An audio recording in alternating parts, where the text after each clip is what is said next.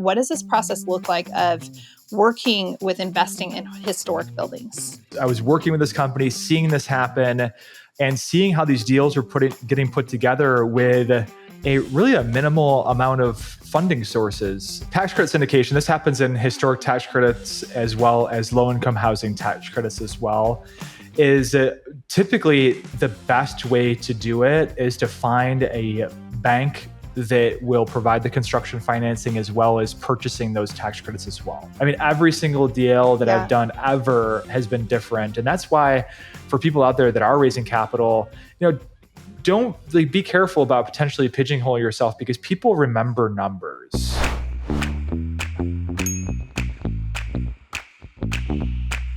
Welcome back, or welcome to the Conscious Investor Podcast, the show where we talk about health, mindset, and wealth building strategies. Thanks so much, Conscious Investor, for tuning in. I deeply value the time that you take to listen to this show. And wow, we are nearing the 5-year mark of recording for the Conscious Investor Podcast. And so many of you have been around for the last 5 years, and some of you are recent. And so wherever you're at, if this is your first time listening to the show, or this is your 500 and whatever episode that you are listening to, I just want to say thank you so much for being a loyal listener. If you would take a moment, not right now, but at some point throughout the day, maybe this episode or maybe another, if you just take a moment and share it with one person. And if all of us did that, we would absolutely double the footprint of this show in a day. It would be absolutely amazing. Now, why is that important? Well, I have amazing guests that come on this show and they volunteer their time. They don't pay to come on the show. I don't pay them. There's no exchange. It's just simply contribution to serve and support you in your journey. And so this is one of those free ways to say, wow, I really value the guests that you bring on the show, the content that you're creating, and I want to see more and more of that. And I want to help be an ambassador and be a ripple in the world. So that's my call, my ask for you, Conscious Investor. And I know some people would say, Julie, you got to wait till the end to ask them that. Well, you know what? We have a relationship already. So I want to just say, if you would consider doing that sometime today, that would mean the world to me.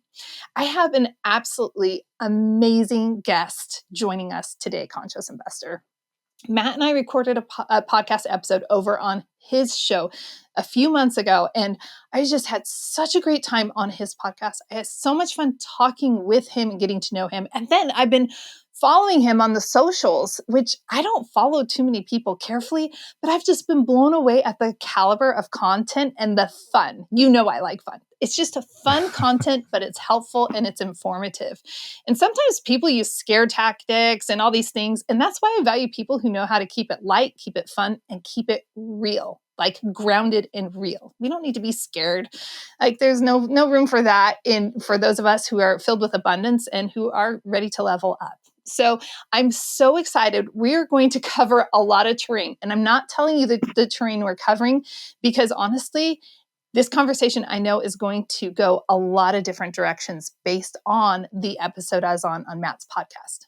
By the way, I'll leave a link to that in the show notes. Matt, I am so excited to have you join us here on the Conscious Investor Podcast. Hey, thanks for having me on. I'm excited and terrified at the same time. No pressure, right? No pressure. Terrified. Remember, we don't have fear. No fear at all. Matt, there could be terror because we could talk so much, possibly. That could be exhausting. But we can always do a part 2 and a part 3. We could do that. We absolutely could do that. And that would be a first. I haven't done that with any guests. That's definitely on the table.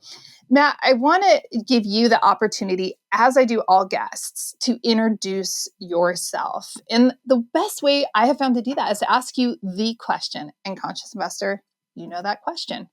Matt, what do you do and how did you get started? So we'll start with, first of all, thank you so much for having me on. And my focus right now and where I'm at right now is I am a part owner at a company called Oak Grove Development. We're based out of Rochester, New York, which is between Buffalo and Syracuse, west of Albany. We're in Western New York, not upstate New York.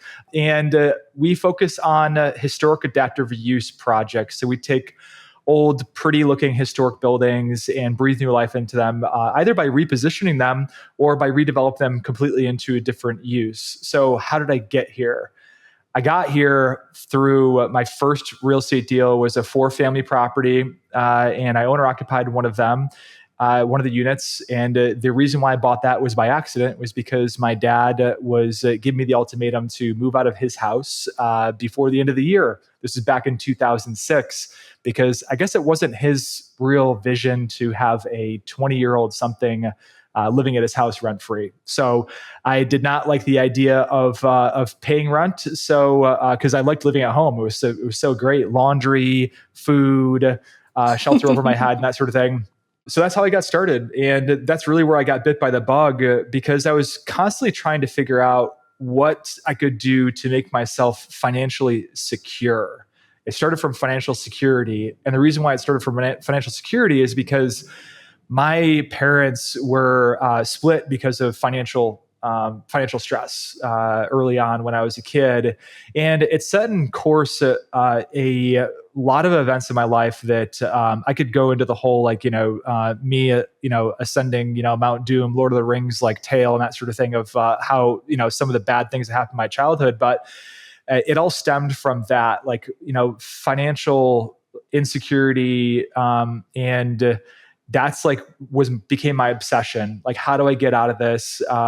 Fast forward also, I lost both my parents in my 20s due to health reasons. And I went through the whole state, issues, and, realized that I had, both my parents, these people that I held in such a high esteem, were living unbeknownst to me, paycheck to paycheck, my entire lived existence. And so that was kind of like my ticket. I thought it was originally going to be becoming a Wall Street titan. I wasn't really very good at math, and I wasn't a good studier. So real estate was really my calling, and I really scaled from there with the obsession of being able to become financially independent by the time I was 40 years old, because I wanted to live life on my terms. And so I started scaling a real estate portfolio. It took me 11 years to acquire 25 properties, 76 doors, and I was able to replace my income by the time I was 33 years old. But because I started this journey when I was single, I got married amidst this, this epic journey. And, I was looking over my wife, and I was like, how could I go backpacking through Europe for 2 months at a time if she was stuck in a high school math classroom? So that's when I took the leap into doing commercial real estate deals, acquiring larger properties. And my big aha moment was I acquired a property that replaced her income with that one deal alone in 1 year, as opposed to 11 years, 25 properties, and 76 doors.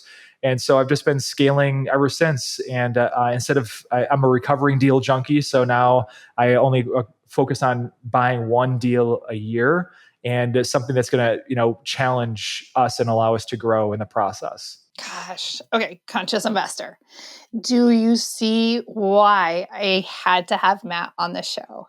And I love every element of how you've done this. I'm sorry that you've had the experiences that you had in your 20s and losing parents. I can't imagine. I've lost my dad unexpectedly, and that's a challenge. To see how you have repurposed everything that you've experienced and used it as a catalyst for forward movement is such an encouragement. And I bet you feel that same sentiment, conscious investor, is that we all experience setbacks, we experience heartache, and what we choose to do in those moments is really truly what defines us. And if you're in one of those moments right now, conscious investor, I hope that you're encouraged by, Matt's fast forward, a decade and a half. You're not going to be where you are right now. Your circumstances are going to change, and you get to decide how that change happens. So there were so many things that I wanted to touch on, Matt, and I was taking notes as you were talking, but even as you and I were talking on your show, let's go back to the beginning. Would you give your kids an ultimatum to move out? And how did that resonate? How did that land with you? I love that. We tell our kids already, we have teenagers, and we're like, hey, if you're going to college, cool, but if you're not going to freeload here, so how did that land for you in your 20s? My dad was a tough love type of guy. And I think that, I don't know if I could have done it, because I enjoy so much. I mean, my wife and I are quintessential helicopter parents. We have a 4-year-old and a 1-year-old. and want to hang out with them as much as possible. Because I remember when I was in my, teenage years, like my parents weren't cool and I didn't want to hang out with them. So if my kids, like right now, as it stands, as a relatively new parent, if my kids were like, yeah, can we stay at home for like the next few years or something like that, I'd probably have a weak spot and probably tell them they could.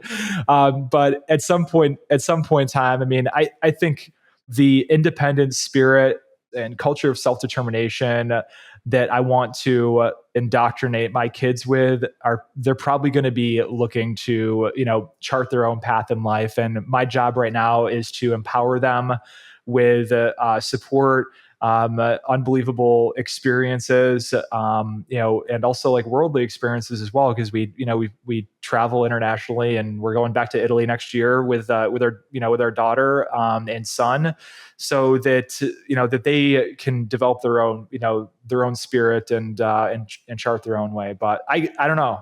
Ask me 10 years from now. We will do this in 10 years. We'll have another recording. We'll be a little bit wiser. It backfired on us a little bit. We've taken our kids. They've traveled only in the continental US. Well, actually, the entire continent. Interestingly enough, our son does not like traveling and does not like big cities. Boy. And so I'm like, oh, what did we do? But our daughter absolutely still wants to travel and loves it. So our son's like, I'd rather stay home. I just like quiet life. I don't need to go anywhere. I'm like, oh boy. So it's interesting as they get older to see how the experiences play out. I love that. So the money mindset and conscious investor, don't worry, I'm going to get into historic buildings because I want to nerd out on that. But I also want to go into the money mindset because so often, even recently, I discovered some of my former scarcity mindset flaring up. And I would not have known to look that that's what it was unless I had done some inner work. So what did you do to shift your money mindset? I think that I grew up in a affluent neighborhood where my parents scraped together every single dollar they could to buy a house in that neighborhood. So we were like the lowest income people in that area. So starting out, I had a very, very poor relationship with money because I was trying to like quote unquote keep up with the Joneses. Even as a kid, I remember just feeling an overwhelming sense of rage when one of my classmates would turn 16 and drive a brand new Lexus into school. So it was me. It was like when I had money in my pocket, like I had to spend it on. I drove like an old like junker like Chevy Blazer, and I remember like I need to make this thing like look better. So I'd like, go to Pep Boys and like, buy like accessories for it to get, to pimp it out and that sort of thing. I think that when I looked back on my friendships and relationships that I had, and, and I was definitely a daydreamer growing up. And I think I was maybe a little bit more introspective than maybe other kids my age. I was like, if I had that Lexus, like, would it buy me better friends? And I was like, no. I mean, it's like the friends that I have are like amazing and I love them. And, would it buy me better family? And the answer was no. And I really started, as I matured, finding ways to generate experiences that pay me memory dividends rather than just stuff that's going to end up being liabilities. So, and also I was very shrewd disciplined on spending money as well and living below my means because I saw my dad, he was married 4 times. So I'd see him like have nothing, build up into to like successful status, get divorced, lose everything, have to move me and my brother into like a basement apartment of an apartment building after we were living like in a suburb, right? And I just saw how that like lifestyle creep really didn't. I mean, it just didn't have. I saw the results, right? My parents taught me not just in their success, but how they fell and how they failed. So that's really how I developed the money mindset of just like, hey, I don't need that. It's not going to buy me better friends or better, or better family or anything like that. And that's kind of how I've developed from there. That's awesome. It's really interesting. Like, I don't know that everyone is so aware as they're experiencing it. And so I think that's a unique gift that you were blessed with, to be able to internalize and see, what was taking place below the surface, and to make some different decisions in your life. So it's super, just role model status. I'm just going to throw it out there. It's really encouraging to see that, and that's something, conscious investor, that we can apply to our lives. We don't have to just live in the state of our circumstances. We can look at the scenery. We can see what's taking place. We can internalize it and interact with it, and then we can show up in a different way. We don't have to stay the same. We don't have to play out a certain storyline in a heart. Just like a light switch, we can notice something and we can make a change. That's so cool. So I want to shift the conversation, because I really want to focus on, you're in New York, investing, historic buildings, all of these themes. All of this just says red tape, red tape, red tape, right? High risk. For anyone that is hearing it for the first time, it's like, why would you invest in New York? And why would you go through this process of historic buildings, and et cetera, et cetera? So I'd love to hear, how did this initially take place? And what does this process look like of working with investing in historic buildings? I got my first, foray into it, and basically kind of being third party as a director of operations for a national real estate development company. There was a old button factory that the company I worked for bought, and they redeveloped that property utilizing state and historic tax credits.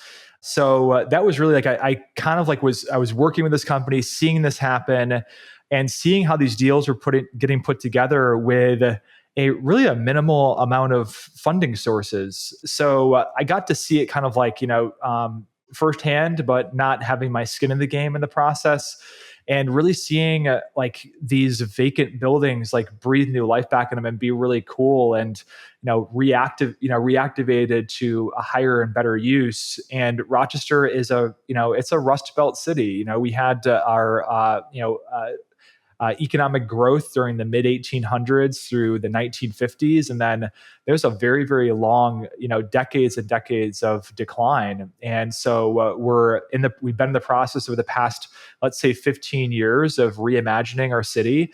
And part and parcel to that, that's really important and mission critical, is these older assets, because without historic tax credits, these properties just don't pencil from an investment standpoint. And buildings are so important in placemaking for our communities that when we lose our buildings due to demolition, when they get too far into disrepair, we lose our sense of place, and we lose our sense of identity and culture in an area. So that's what I've become very interested in. And it's also something you can do well and do good at the same time. The way the historic tax credit program works is that a building has to have a historic value. Okay, that's a little bit relative speaking. Okay, so there is a building can be part of a nationally registered historic district that may be built in the 1970s or 1980s, but it's part of a district, so then it can be counted as contributing to that district and therefore qualify for historic tax credits, or it can be qualify on an individual eligibility basis. So if you look at your quintessential old, pretty brick building, probably going to qualify for historic tax credits. And how the program works is that, one, you have to purchase it and double its basis in terms of what your qualified rehabilitation expenses are going to be, or QREs. So if you buy a property for $1 million, you're going to have to put $1 million into it. If you buy it for $250,000, you have to put $250,000 into it minimum. And those QREs are determined by a third-party historic consultant. And this is not somebody who works for the government. They're somebody they're certified. They're a third-party company, just like you have like an appraiser, an environmental consultant, that sort of thing. And they really drive what the work scope is going to be and what you need to do and what you can't do when you are rehabilitating the property, right? So they're going to count these things as QREs, and get up to 40% of those QREs back in the form of tax credits. Now, developers typically don't pay income tax, so why do we have any use for tax credits, right? We usually don't. What we can do is we can actually syndicate those tax credits either through a bank that may be providing the construction finance for the actual project, or an actual third-party tax credit syndicator that will purchase these tax credits at a slight discount, and that will count as equity towards the actual project itself. So there's a lot of these projects you can do that you can use those tax credits to de-risk the project, and also decrease the amount of equity you have to come up with. And after you stabilize the property, then you can refinance it, and basically be into these deals for no cash. And not just you're in at near zero or at zero, but you're doing something, to your point, of maintaining the culture of a community. Conscious Investor, I'm sure that you can think of your hometown where you grew up. I didn't grow up in the small town that I now live in, but there are some parts that I know are historic and really important. And so it's part of the heartbeat of this small town. And I can think of the town I grew up in, or even the hospital my daughter was born at in Denver, Colorado. I was there the day they also imploded it. And so it's like, oh, wow, the place my daughter was born is no longer there, right? So like, it's interesting when you look at hallmarks and you look at, buildings, they're not just buildings. So I love the extension of that. Does it become restrictive? I hear that question so much echoing in my mind is, okay, so it's a historic building and we have a historian coming in, we have these QREs, and does that create any hindrances or increase in cost or scope of work and such? Like, how does that play out? It absolutely can be restrictive, for instance, right? So the building that I'm actually sitting in right now, where we just relocated our office to, is our next project that we're probably going to be shovel ready in 2 years. It's the Wilder building. It's one of the oldest skyscrapers in the country. It was built in 1888. And all of the windows in the building are actually in pretty good shape, which is not a good thing. So typically speaking, is that you can't take these windows out and replace them with either aluminum or vinyl replacement windows and the like. You actually have to rehab these windows, and also based upon energy code, you have to put in interior storm windows to the property for your actual heat and cooling envelope. So those are some of the things that you have to consider. Is that yes, they can make the project more expensive, and what you have to determine is, all right, is the juice going to be worth the squeeze at the end of the day? Typically, it is, but it's not like you have somebody that's saying like, oh, well, you can't paint this apartment white. It's got to be, you have to paint it matte black or something like that. It really doesn't get that granular. What they're trying to do is they're trying to maintain the historic fabric of a building and its historic fabric of and how it weaves in with a given area as well. So oftentimes, yes, it does make the project a little bit more expensive, but at the end of the day, usually it's worth it. The key is actually buying it right, the building right, and that is really where you buy your margin of safety. Buying right is a key, I believe, in all strong investing. Foundational, which I know I'm preaching to the choir. I know we all know that, Conscious Investor. Matt's a genius with this. So how do we buy these assets? And I'm going to extrapolate, and I'm going to just assume that this isn't something that's unique to New York. If somebody was living in Denver or Columbus, Ohio, or Detroit, Michigan, like this, there's probably some similar fabric that could be applied in other markets where there is a strong history. Even it's crazy to think of the 70s and 80s fitting into the historical mark, but yes, it's there. So how do you find, locate, source, and negotiate on these possibly abandoned buildings? Well, we are very hyper local, so finding them is very easy for us. You just drive around. This building I'm in right now was a manifestation that happened 5 years ago. I walked by this building when I was going to the county clerk's office in downtown Rochester, and I looked at it and I was like, I'm going to own this building one day. And then I just kept, working on that manifestation, and, contacted the broker's sign that had some first floor space for lease.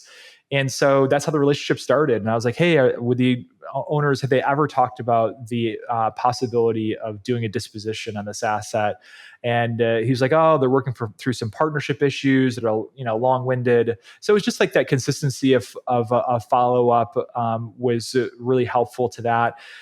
In terms of determining what we needed to buy it for, I wish I had some great math. It's really like, what would be a price that would be tantamount to stealing it is generally what you have to go with. So it's like, because you can walk by any building, and if you're familiar with the market and you're like, well, is that thing a steal at $1.5 million? And usually you have this like no-brainer moment. You're like, yes, it is. It gets down to a low enough number, and then it's going to be a no-brainer. We purchased this building. It was a 60,000 square foot building, 11 stories, for $1.5 million. All right. So that is a significant discount to replacement cost. And also, we were familiar with sales comparables in the area and similar type of projects that we're looking to do on it. And also, we had some occupancy in the building too. It was about 50% occupancy when we bought it. We ended up bringing it up to like 60, 70% occupancy just through small office space rentals and that sort of thing. And so because you have to not only buying right, but being able to weather the storm is really, because time is going to be very, very important in weathering through that. Because I don't care if you buy a property right, if you can't weather the storm and have staying power, then it could put you out of business. And if you look at, for instance, the stock market, typically the highest returning companies have been those companies that have been around for 100 years. All right. Vulcan Materials is a company that their business is in crushing rock and selling it. They've been around for over 100 years, and they're one of the top performing investments in the stock market. So I'll always look at time and capitalization as an important factor too. So when you are capitalizing it, and by the way, this is so true, and we're finding this in a lot of the commercial real estate space right now. I'm sure you're seeing it just like I am, is that there are a lot of teams that, a lot of investments right now that are struggling with inflation, struggling with things that it's like, how do you underwrite for insurance rates doubling, just overnight? I mean, these things were not historical precedents. So there are a lot of things that have hit, and Conscious Investor, I'm being very intentional about putting that out there because there are a lot of very strong investors with truly conservative underwriting. What's not conservative is when so many things shift overnight in unprecedented ways. So I do want to give some grace to some teams that, may be facing some storms, but in conversations, and perhaps you've had these as well, I've noticed that it's been so important to have that liquidity on, and to be well capitalized, to be able to weather out and till things get ironed out and people figure out how to negotiate and markets adjust. Like, we got to ride the storm. So how long do these oftentimes take to, how long do your projects typically take? So the projects typically take, from inception to actually delivering a product turned around to the customer can take anywhere between 18 months to 2 years. This is not the bread and butter of our business. This is a long-term thing. Some of the best investments we have done have not been historic tax credits projects. It's just been what I call singles and doubles, using baseball terminology. Mm-hmm. And I love the singles and doubles. In my 18 years of doing this, of investing in real estate, I love the easy wins that may not have as much upside, but they have less moving parts. For instance, there's a property we bought about 1.5 years ago, right down the street from this property in downtown Rochester. And it was a government office building. And it was 90% occupied, had 8,000 square feet of space that was vacant. We went through due diligence of the process. We always interview tenants when we go through due diligence. And one of the state tenants was like, hey, we need more space. Do you have any? And it's like, yeah, we have about 8,000 square feet of space on the first floor. So I toured them through the space. They walked it. They said, we'll take it. And I was like, well, how much of it? And it's like, we want all of it. All right. And also we're willing to sign a 15-year lease for this new space, and we'll pay for the build out as well. So Wow. that one lease deal alone added $1.8 million of value to that building, $125,000 in cash flow to that asset. We love those deals. But I think that, and those actually help stabilize our portfolio on a global basis too, so that we can take on some of these projects that have a longer lead time that may take you years and years and years to get paid on. Well, like super awesome deal, by the way. Well done. And it's interesting also just the fact that you're willing to ask just that communication and seeking to serve, seeking to meet people's needs really opens up a pathway for greater success. That's so powerful. You had mentioned about tax credit syndicators, and that was an interesting comment because that's something that's new to me. I haven't heard of that before. And so, this is one of the reasons I absolutely love having exceptional guests on the show, because there's always new knowledge, new learning out there. And so I'm curious if you can just, tell us a little bit about that. And I know that that's not your investment strategy. You use that as part of your investment strategy and such, but that's not like, my understanding is, hey, I don't live and breathe in that space, but I interface with it and I do transact with it. Yeah. So the tax credit syndication, this happens in historic tax credits as well as low income housing tax credits as well, is typically the best way to do it is to find a bank that will provide the construction financing as well as purchasing those tax credits as well. Because it's one less party that you're dealing with. On other projects where you have the funding sources in a different way, where you're syndicating the tax credits, you have the investor's attorney, you have the syndication attorney, you have there's one deal they worked on where there was six or seven attorneys that were working on this thing. So that's definitely the preferred way to do it. But it's always like you're typically doing it with a community bank or a regional bank, and their appetites can change. And sometimes you actually have to bring in a syndicator to help you syndicate the credits out.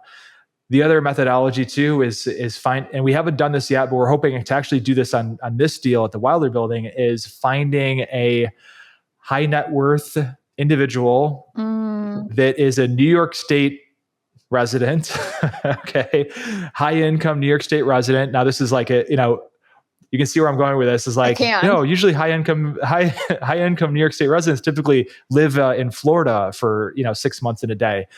Finding that particular investment partner that could be added to the ownership group, that would be the most preferred way to do that. But we're talking about this probably has QREs, about $16 million worth of tax credits we have to sell out. And don't quote me on this, but I think that they have to use those credits over a 5-year period. Wow. So that is kind of like finding a unicorn. But Julie, if you know anybody, send them our way. Unicorns are real. Unicorns are real. I do believe in them. But that is interesting. And can businesses utilize those tax credits as well, or do they have to be personal? Or any entity that pays taxes. Okay. So there's businesses that, bank is a business. The reason why it's good to be able to use the bank for the actual financing in that is that you're dealing with one party and less moving part in the process. Okay. So conscious investor, if you or someone you know is a high net worth individual who would benefit from potentially 16 million in, a tax, benefit, like, please reach out to Matt and connect up with him.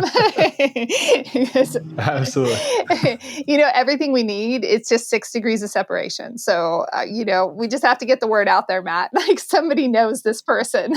I've heard it happens all here on this show. So. It does. I have the best listeners. Absolutely. 1,000,000%. I love this conversation, Matt. I love the fact that you are involved in commercial real estate in a variety of ways.